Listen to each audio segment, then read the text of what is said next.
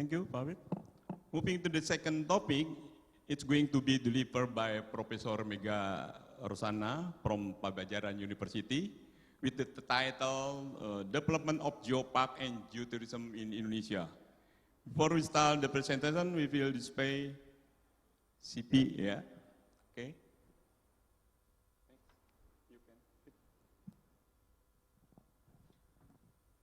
Okay, so I would like to stand because I cannot see. This is the CP for Ibu Mega. So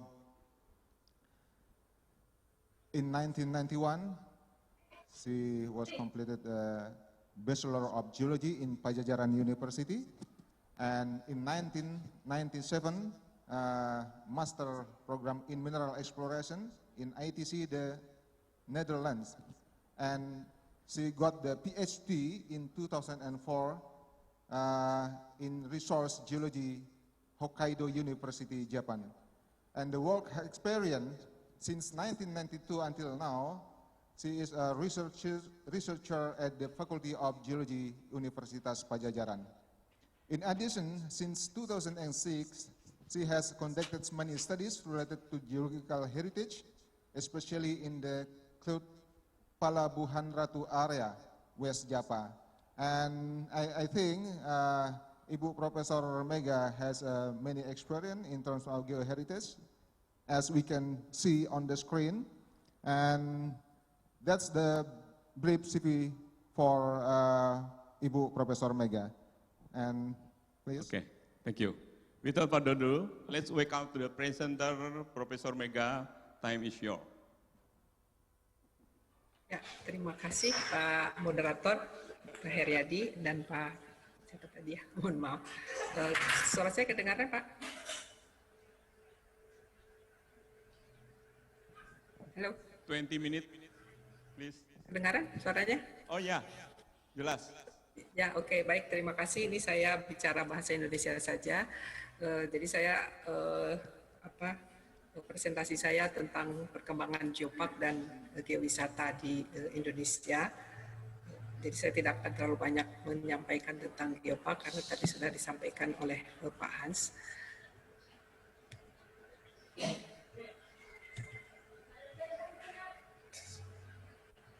Jadi seperti tadi disampaikan, bahwa Indonesia juga memiliki banyak sekali potensi geologi yang bisa dikembangkan menjadi geopark. Jadi seperti ini yang sudah disampaikan oleh Badan Geologi, sudah ada kurang lebih 110 yang warisan geologi yang teridentifikasi yang bisa dikembangkan di geopark.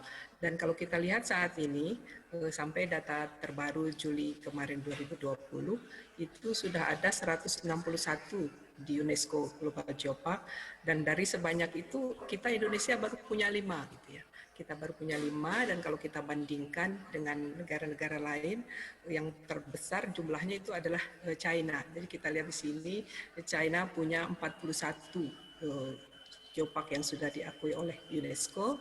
Kemudian di Eropa yang tertinggi juga ada di Spain ya, juga punya 15 geopark UNESCO, dan kalau di Asia ada Jepang juga yang punya 9 geopark UNESCO. Dan Indonesia sendiri kalau kita lihat potensi sebanyak 110 ini yang sudah teridentifikasi, masih sangat jauh tertinggal jumlahnya ya kalau kita baru punya 5. Memang mungkin masih bisa diakui juga karena kita belum lama juga ya mengikuti atau berkecimpung di dunia pergeoparkan ini ya. Jadi kalau kita lihat saat ini tadi kita sudah punya 5 yang sudah diakui oleh UNESCO, dan insya Allah mungkin tahun depan di eksekutif board meeting UNESCO kita akan bertambah 1 geopark lagi. Jadi sampai hari ini distribusinya kita lihat masih sangat jauh sekali ya untuk wilayah Indonesia semua. 5 yang UNESCO dan ada 14 lagi yang masih berstatus nasional. Dan tahun ini kita juga mengajukan 2 geopark, yaitu Maros Pangkep dan Ijen ya. Ijen untuk usulkan menjadi UNESCO Global Geopark. Ini mungkin presentasi saya hari ini akan memakai tema kurang lebih seperti ini. Jadi perkembangan geopark dan geowisata di Indonesia itu seperti apa, kemudian kebijakan koordinasi dan sinkronisasinya, kolaborasi, integrasi pemangku, tantangan, dan yang bagian terakhir mungkin untuk teman-teman IAGI ini menjadi bagian terpenting yang nanti saya akan sedikit menekankan. Nah ini kalau kita lihat perkembangan geopark di Indonesia, memang belum terlalu lama ya. Jadi mungkin diawali kita, yang saya ingat ini Pak Heriadi ya, para inisiator-inisiatornya adalah dengan diawali dengan geowisata atau geotourism ini ya. Jadi dari sebelum 2009 itu teman-teman sudah menggaungkan tentang geowisata di Indonesia gitu ya. Sementara untuk menginisiasi di Geoparknya sendiri di 2009 akhir itu kita sistemnya tidak seperti tadi disampaikan Pak Hans bottom up, tapi dulu kita lebih top down ya. Jadi langsung dari Badan Geologi bekerja sama dengan Kementerian Pariwisata untuk mengembangkan Geopark Batur dan Pacitan dulu di awal begitu ya. Sampai kemudian mendapat pengakuan ini di pertama sekali geopark kita, geopark UNESCO adalah Batur di tahun 2012, kemudian diikuti Gunung Sewu di 2015, dan saat itu geowisata tetap berjalan gitu ya di kita juga, sampai kemudian mungkin puncaknya ini teman-teman IAGI ya membangun MAGI. Jadi Masyarakat Asosiasi Geowisata Indonesia di 2017 yang sangat menginisiasi perkembangan geowisata khususnya yang berbasis geologi ini di Indonesia. Seiring dengan itu perkembangan geopark juga berjalan cukup baik ya mulai di kita. Jadi di 2018 kita langsung menambah 2 geopark yang diakui oleh UNESCO begitu, walaupun ada beberapa geopark lain waktu itu sempat di-defer begitu ya untuk pengajuan geoparknya. Dan perkembangan yang paling bagus mungkin ya untuk puncaknya di dukungan di geopark di Indonesia ini adalah dengan dikeluarkannya Perpres nomor 9 tahun 2019 itu tentang pengembangan taman bumi atau geopark di Indonesia. Jadi ini satu effort yang luar biasa dari teman-teman penggiat geopark di Indonesia sampai kita bisa menghasilkan Perpres ini. Jadi sebelum ada Perpres ini, penetapan geopark itu adalah dilakukan oleh komitmen dari Komite Nasional Geopark Indonesia, dan sampai 2018 itu kita sudah punya tadi ada 14 geopark UNESCO nasional ya. Tapi seiring dengan adanya Perpres tadi, penetapan untuk geopark nasional baru itu jadi agak tertunda karena peraturan menterinya untuk penetapan geopark belum berjalan ya, belum turun. Jadi baru ada yang keluar adalah permen untuk penetapan warisan geologinya, warisan geologi dan penetapan untuk pengembangan geoparknya di Indonesia. Jadi kita masih menunggu, jadi mungkin 2 tahun ini kita belum ada penetapan geopark nasional baru karena masih terkendala permennya yang belum disahkan begitu ya. Tapi walaupun demikian, usaha kita untuk maju ke UNESCO dari geopark yang ada terus berjalan sampai kemarin Juli Geopark Toba akhirnya ditetapkan menjadi geopark UNESCO, dan insya Allah tahun depan kita menunggu berita yang baik dari Belitung gitu ya, dan mungkin yang tahun depannya lagi kita melihat Maros dan Maros Pangkep serta Ijen untuk menjadi geopark. Jadi cukup panjang juga perkembangan geopark dari inisiasi pariwisata atau geowisata di Indonesia.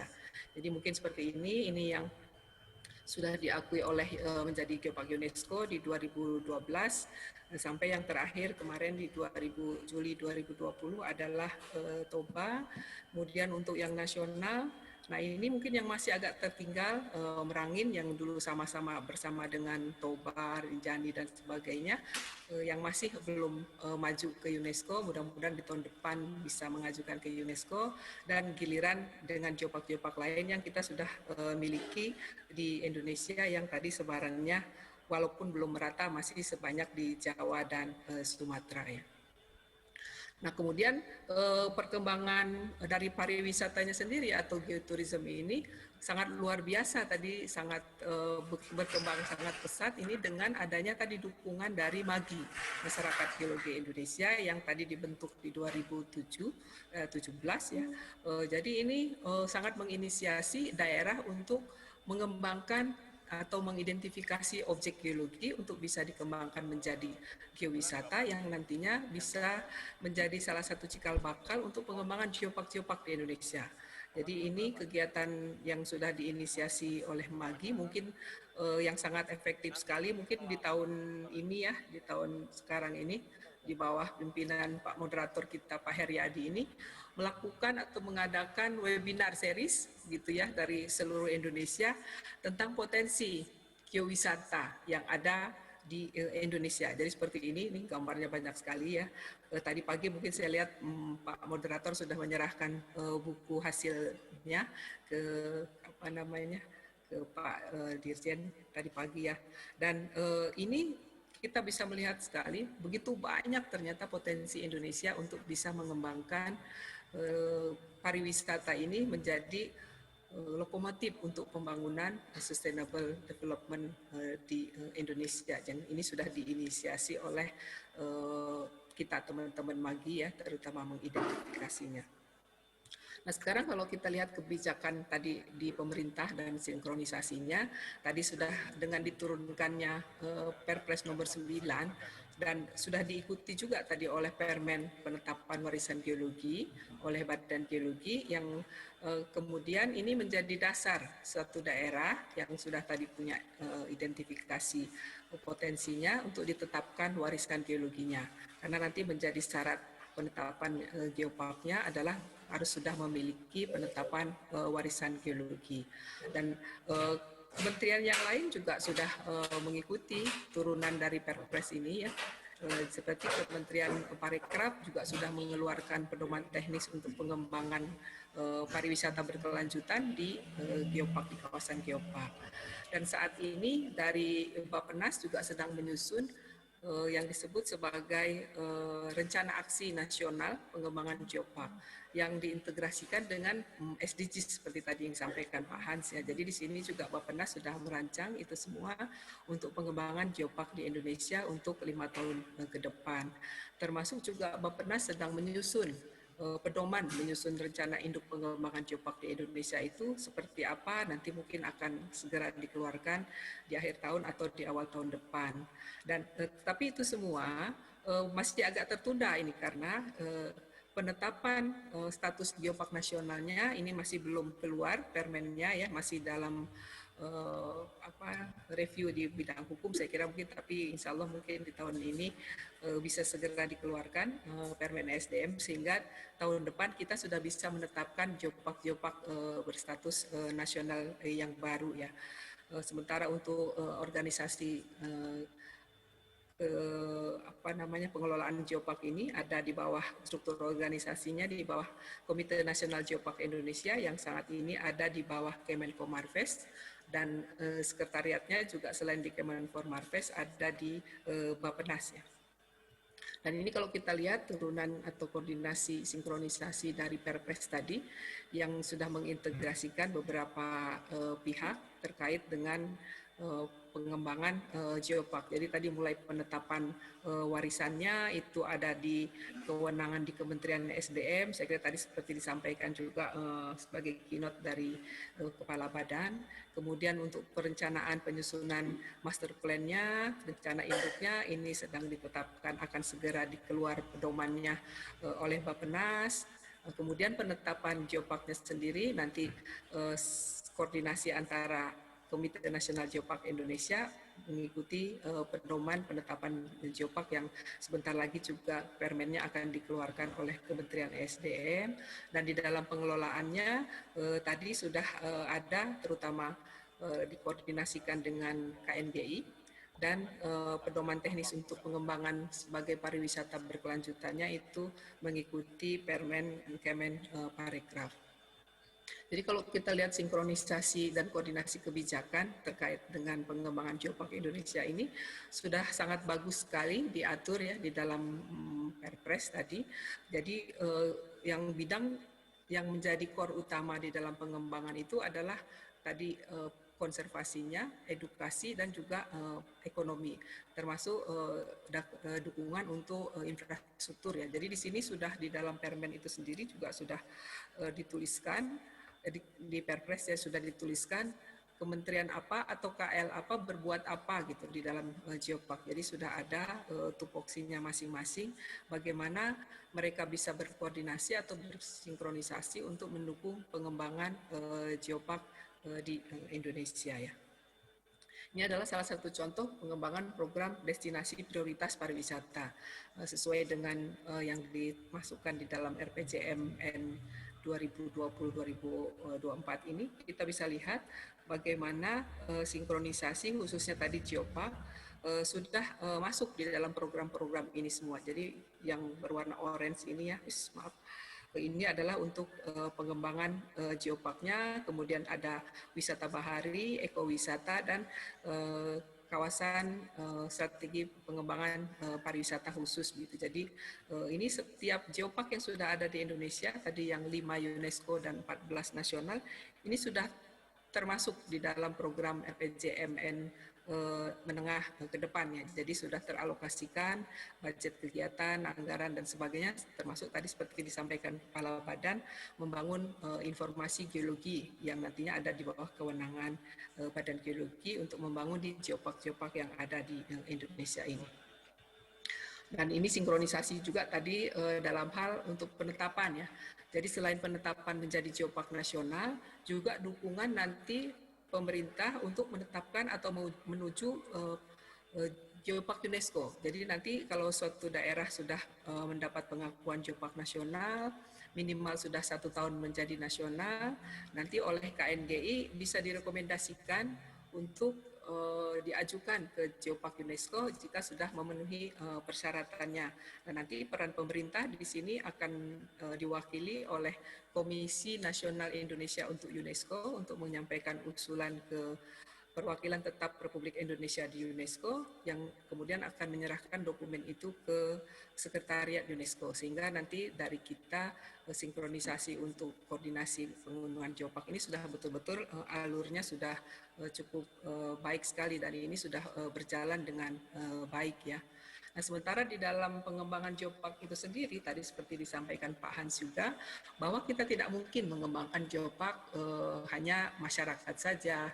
Nah, khusus seperti di ini kami contohkan di Ciletuh, karena mungkin dulu di awal-awal seperti saya sampaikan, di Indonesia inisiasi Geopark di awal lebih kepada top down ya. Tapi sekarang setelah kami mulai menginisiasi seperti di Ciletuh, ini kita mulai mengembangkan konsep pentahelix seperti ini. Jadi di mana masyarakat, pihak akademisi, pemerintah daerah, termasuk badan usaha, swasta maupun BUMN, kita ajak bersama untuk bisa membangun sebuah geopark. Karena kalau kita lihat sendiri, di Indonesia kita tidak mungkin mengharapkan full 100% top dari bottom up ya, karena kondisi masyarakat kita mungkin terutama yang punya potensi geopark itu masih relatif agak di pinggiran.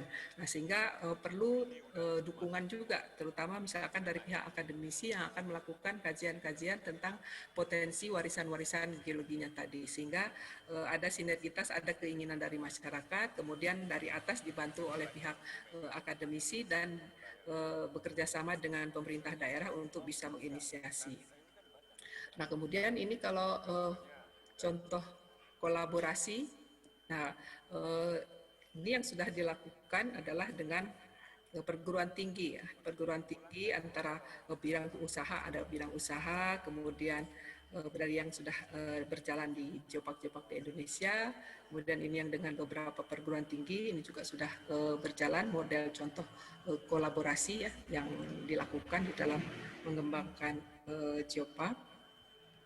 Nah, sekarang bagaimana tantangan di dalam mengembangkan geopark di Indonesia? Jadi kurang lebih ada 5 tantangan utama. Yang pertama adalah masalah aksesibilitas ya. Karena kalau kita lihat tadi dari 110 potensi geoheritage yang ada di Indonesia ini umumnya rata-rata di daerah pinggiran atau di daerah terpencil yang aksesnya masih minim gitu ya. Jadi akses ini menjadi satu tantangan yang cukup besar kalau kita akan mengembangkannya. Yang kedua juga adalah amenitas. Jadi sama ya, untuk amenitas daerah-daerah potensi di kita masih sangat jauh dari amenitas yang layak mungkin untuk pengembangan ke depan, termasuk juga SDM-nya, human resources-nya, terutama di daerah-daerah tadi. Makanya kita tidak mungkin 100% konsep geopark di Indonesia ini kita menerapkan bottom up ya.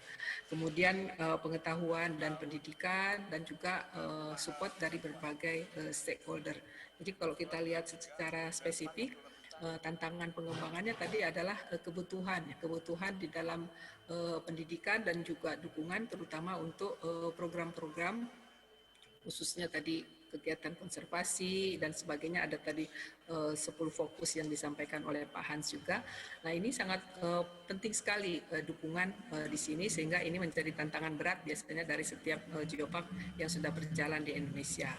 Kemudian yang kedua adalah meningkatkan tadi kualitas atau amenitas di dalam geosite.